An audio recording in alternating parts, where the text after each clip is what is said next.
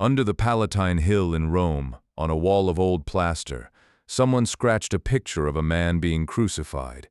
The man on the cross has the head of a donkey. Beside him, a smaller figure lifts one hand, as if in worship. Underneath, in clumsy Greek, a line reads, Alexamenos worships his god. It is a joke. It was scratched to humiliate.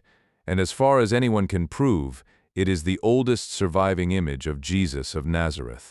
The first time we can see how someone drew him, they drew him as an animal to mock a boy who believed. The scratch is called the Alexamenos graffito. It was uncovered in 1857 when workers cleared a buried complex of rooms on the Palatine, the hill of emperors at the center of Rome. The rooms belonged to a place sometimes called the Domus Gelotiana, later used as a pedagogium, a training school for the young slaves and pages who served the imperial household. These were boys being drilled for palace duty, and like schoolboys, anywhere they covered the walls with graffiti. The plaster with the crucified figure was cut out and moved, and it now sits in a museum on the same hill. Look closely, and the picture is simple, almost childish. A cross, a figure on it, arms out, wearing a short tunic, with the long ears and muzzle of a donkey. To the left, a second, smaller person raises a hand toward it. The Greek caption runs beneath. The letters are uneven, the spelling is off. The grammar is street grammar, not the polished Greek of a scholar. This was carved fast by someone who wanted a laugh, not a monument. Dating a scratch on a wall is hard. There is no signature and no year. Based on the style of the letters and the history of the building, most scholars place it around the year 200, give or take a few decades. That range matters because it puts this insult earlier than almost any devotional image of Jesus that survives. Before Christians had settled on how to picture their teacher, an outsider had already pictured him as a donkey on a cross. The donkey is not a random cruelty. It points to a specific rumor that circulated in the Roman world about Jews and then about the Christians who grew out of them.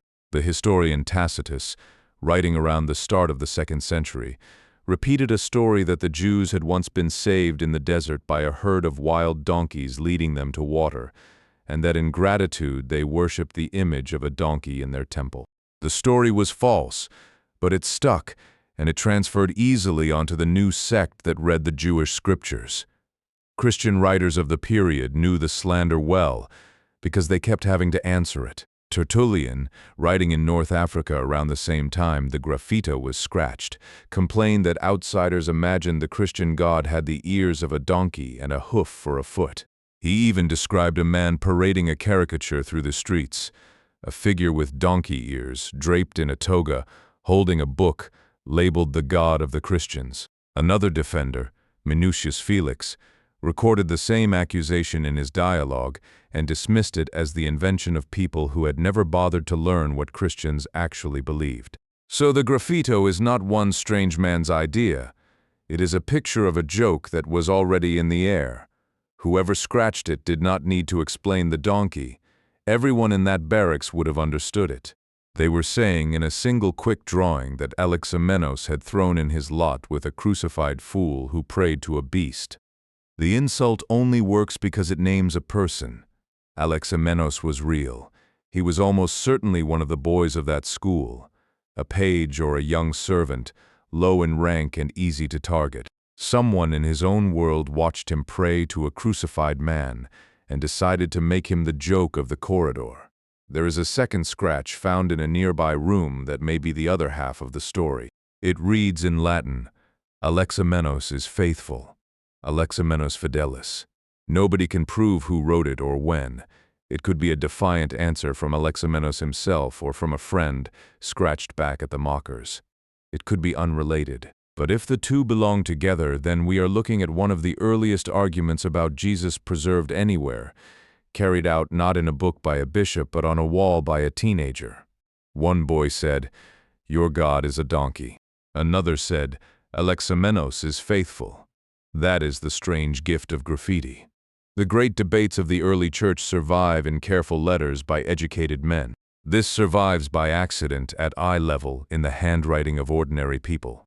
It tells us something, the letters do not, that following this teacher in this city, at this moment, could get an ordinary boy laughed at every day by the people he lived with. Here is the part that surprises most people. For the first few generations, Christians barely pictured Jesus at all. There is no early portrait, no agreed face, almost nothing we would call a devotional image before the 3rd century. The mockery on the Palatine filled a space that the believers themselves had left empty. There were reasons.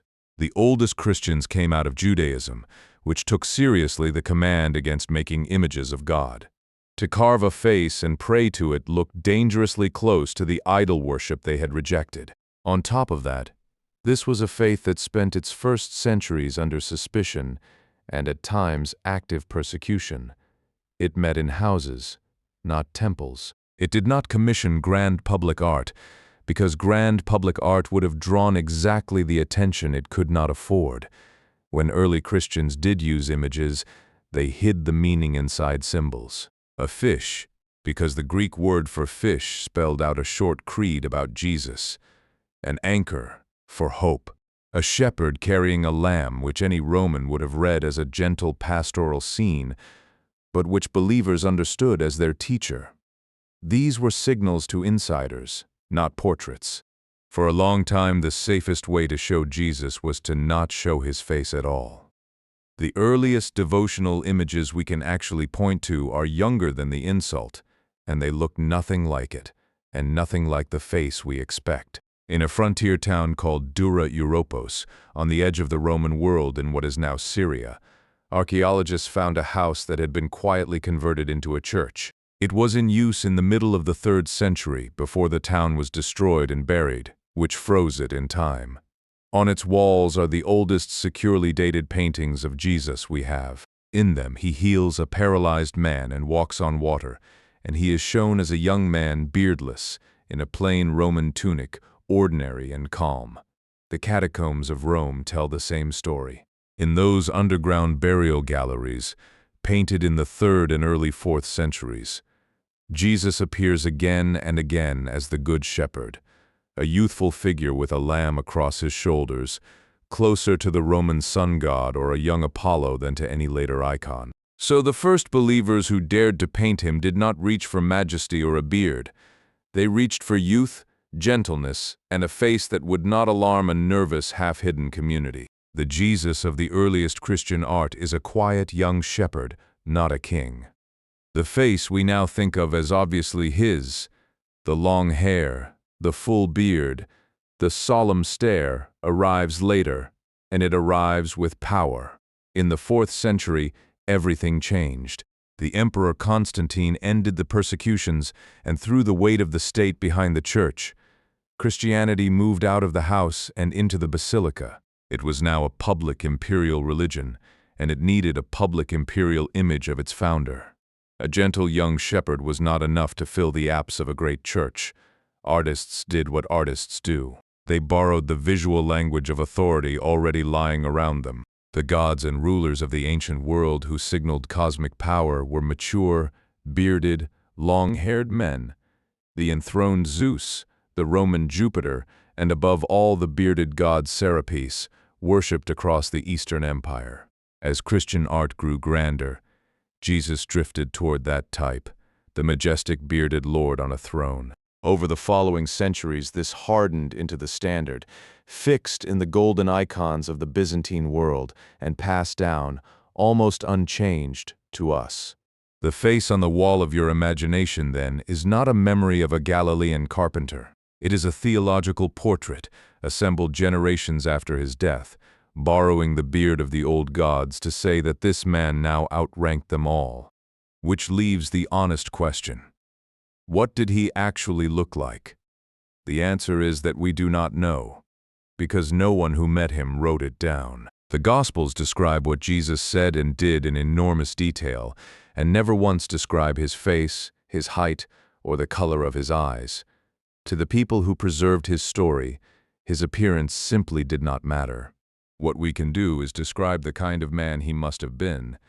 He was a Jewish man from Galilee in the 1st century, a laborer who worked and walked outdoors. Forensic researchers like Richard Neve have reconstructed the skull of a typical Galilean man of that era, and historians like Joan Taylor have gathered the evidence for how such a person would have looked.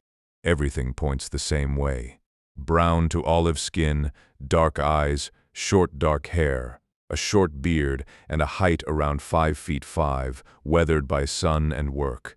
An unremarkable face in a first-century Judean crowd. Nothing like the tall, pale, flowing-haired figure of later European painting. The real face is not lost because it was hidden. It is lost because it was never thought worth recording. And into that silence, everyone else poured what they wanted him to be. So we come back to the wall under the Palatine. The oldest image of Jesus is not a golden icon or a solemn portrait. It is a crude scratch left by someone who despised the whole idea. A donkey nailed to a cross, and a boy named Alexamenos praying beneath it. There is something fitting in that. Before the church had money, empire, and a settled face for its God, it had followers like Alexamenos, ordinary people mocked in ordinary rooms for believing something that looked to their neighbors absurd. The mocker gave Jesus a donkey's head. The generations that followed gave him the beard of Zeus and the throne of an emperor. Between the insult and the icon, the actual man, a Judean whose face no one recorded, is still missing. What survives on the walls is not his face at all. It is what each side needed him to be. First a joke, and then a king.